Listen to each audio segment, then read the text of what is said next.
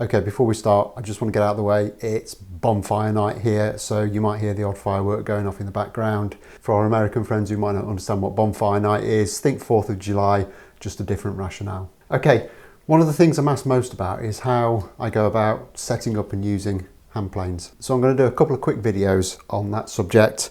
The first one will be about how to successfully sharpen a plane iron, and the second one will be about setting up and using the plane. So the first step in sharpening a plane iron is to actually get it out of the plane. So the first thing you need to do is just unsnap the lever cap, take that out, get it out of the way, and then you can lift the blade and the chip breaker out in one piece. Next, we have to loosen this big screw here.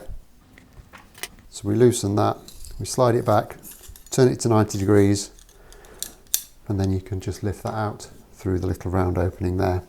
And then that will leave us with the iron.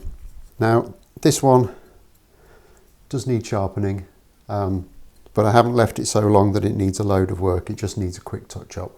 Now, in terms of sharpening medium, there's a range of things you can use. There's the old traditional oil stones, which I was brought up on, and you can get a good sharp edge with these, but they don't really come in that fine a finish. But for a plane, you know, I think these are adequate. They're not used very often. They're a bit messy to use, considered a bit old school. Next thing you can use is diamond plates. This is an old one. It's a 400 grit on one side, 1000 grit on the other. This is a very old diamond plate and it's quite worn. I don't actually use this for sharpening anymore, but it is nice and flat, so I use it for flattening my Waterstones, which are what I use. So I've got two Waterstones that I mainly use. This one is a 240 and an 800 stone, and this one is a 1000 and 4000. I don't go any finer than 4000. Some people will go up to 20,000 on their Waterstones. I don't see the point in that personally. To help me with my sharpening, I use a honing guide. A lot of people prefer to do it by hand, but I prefer to use a honing guide because it just makes your sharpening repeatable and you know you're getting kind of the same angle. There's different types you can get. This is an old Stanley one that I've had for absolutely donkey's years. It's got a little bit of a setup guide on it, but it's not a very accurate one. You can get these that have just got the kind of one screw, and they're good for smaller blades, chisels and stuff that you wouldn't necessarily be able to use on that one. But I don't use either of those anymore. They just knock about my sharpening box because I prefer to use this Veritas one, and the simple reason is it's got a setup jig that attaches to it, so you just kind of slide that on.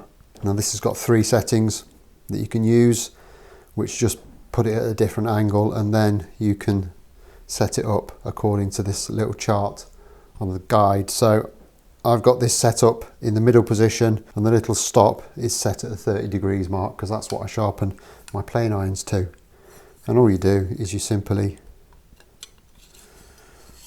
slide that in up against the side of this guide, position it to the stop, and then tighten the thumb screws down. And once they're tight, you can then loosen off that guide, and that goes out of the way. And you're set up, ready to go. And this will always be square in the jig because of the way it's configured.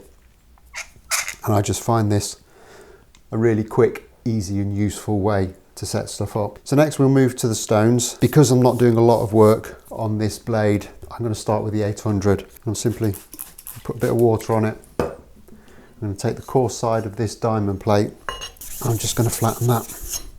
And that does 2 things. Flattens the stone, but it also produces this slurry, and it's the slurry that actually does your sharpening. So from there, we're just going to drop the blade onto the stone, and we're just going to rub that backwards and forwards.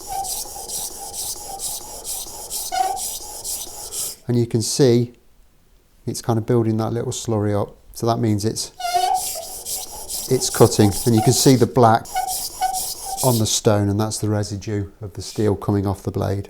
And that's already given me a burr on the back of my blade. So then what I'm going to do, and it's hard to demonstrate this, but I'm pressing on this side now, for a few strokes, and then on this side as well.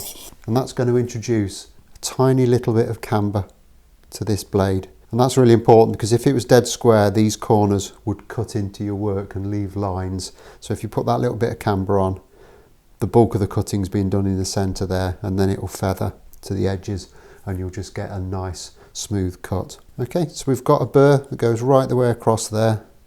So we can move away from this stone now, and we'll move on to the 1000 stone.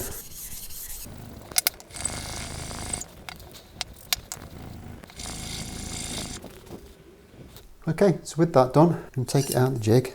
And I've got here a very, very thin steel rule. And what I'm going to do is I'm just going to place that on the edge of my stone. It's about 6mm in from the edge. And then I'm going to take the back of my blade and I'm just going to give that a few strokes. And what that has done is it's introduced a very, very tiny bevel on the back of this blade. And that just means we don't have to polish like 1/2 inch of material to get this as sharp as we'd like it. We've just polished that tiny, tiny little section. So we're finished with the stones now, and we're nearly finished with the sharpening. But there's just one more step, and that is to take a strop. So this is just a couple of bits of leather on a board. We charge it with some stropping compound, and that's literally just an abrasive suspended in some wax, and we'll probably give this about 20 strokes.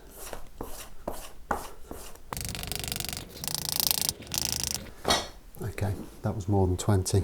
Now I'll just give it a quick clean up on the clean side of the strop,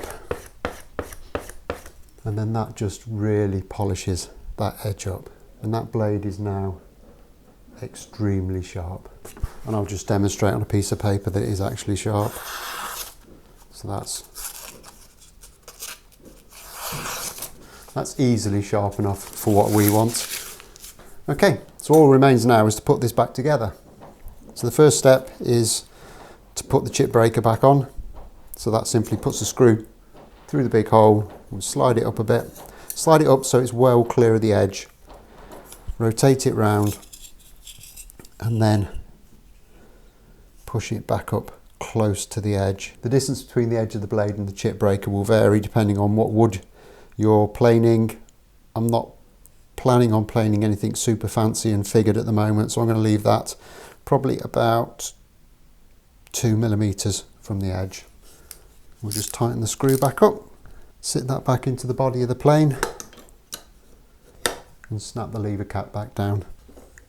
That should go down with a bit of a snap, but it shouldn't need too much pressure to get it down. And that's your plane sharpened. Probably took less than 5 minutes start to finish. So from here, you're ready to set the plane up and start working with it. But I'm going to leave that step till the next video. Hopefully you found that really useful. If you've got any questions, just drop them in the comments and I'll be happy to answer them. So the next thing is just a discussion about how you'd set the plane up for using it in various circumstances. But I'm going to leave that till next time. So as always, like if you've liked, subscribe if you haven't already done so, and I'll look forward to seeing you on the next one. Thanks a lot for watching. Bye bye.